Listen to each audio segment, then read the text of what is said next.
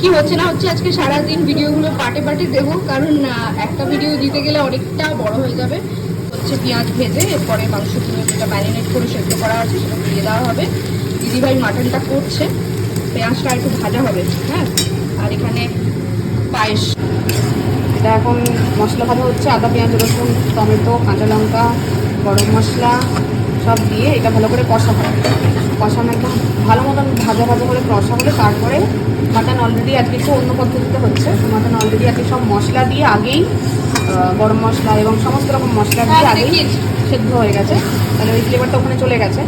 তো তারপরে এইটা আজকে এটা ভাজা হলে মাংসগুলো এতে অ্যাড হবে, দেন হালকা করে আবার করে কষানো হবে দুটোকে একসঙ্গে। একদম কষা হবে এবং একটু চেষ্টা করছি মানে এই কালাপুনা টাইপের বানাতে, কিন্তু জানি না কতটা পারবো। ওই রকম ভাবে একদম মানে হ্যাঁ একদম মাখা মাখা হবে। রঙের জন্য কাশ্মীরি লঙ্কা জিরে গুঁড়ো একদম হয়ে গেলে ঘি অ্যাড হবে। এটা ভালো করে এখন তেল ছাড়া অব্দি কষা হবে, এটা ভালো করে ভাজা হবে। তারপরে মাটনটা দেবো। এটা অনেক জল ছাড়বে কারণ টমেটো আছে না, টমেটো একটু সময় লাগবে। আচ্ছা, এবারে এই মাংসটা তো এই যে বয়েল অলরেডি করা ছিল সব মশলাপাতি দিয়ে, তো এটা প্রিপেয়ার্ড মানে রেডি ফুড একদম। তো এবারে এটার মধ্যে সময়টাও কম লাগবে। হ্যাঁ, সময়টা কম আর টেস্টটাও, কারণ কি এই যখন এটা কষানো হয়েছে এটা একটু আমি একবার করে দেখেছিলাম বিরিয়ানি বানানোর সময়, খুব সুন্দর স্বাদ হয়।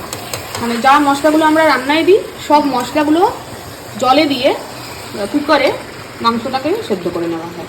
হলুদ ধনে জিরে গোটা গোটা গরম মশলা রসুন কুচি মানে রসুনের বাটা আর আদা বাটা পেঁয়াজ একটু সব দিয়ে তেজপাতা সব দিয়েই মাংসটাকে সেদ্ধ করে নেব।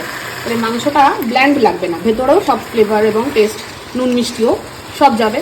ধনে ছোট্ট একটা জিনিস যেটা হচ্ছে রেকর্ড করা হয়নি, সেটা হচ্ছে যে চায়ের লিকার অ্যাড হয়েছে এতে কিছুটা, নর্মাল চা পাতাটাকে ফুটিয়ে তার লিকারটা, আর মাংসের সঙ্গে সেদ্ধ করা হয়েছিল আলুগুলো সেগুলোকে লাস্টে মিক্স করে দিচ্ছি। মাটন পুরো কষানো এবং সুন্দর সেদ্ধ হয়ে গেছে, আলু টেনে নেবে যেটুকু জল এক্সট্রা রয়েছে, ফলে একদম মাখো মাখো হয়ে যাবে ব্যাপারটা। আর এবারে একদম ফিনিশিং টাচ হবে হচ্ছে ঘি অ্যাড হবে, দিয়ে ঢাকা দিয়ে বন্ধ করে দেওয়া হবে।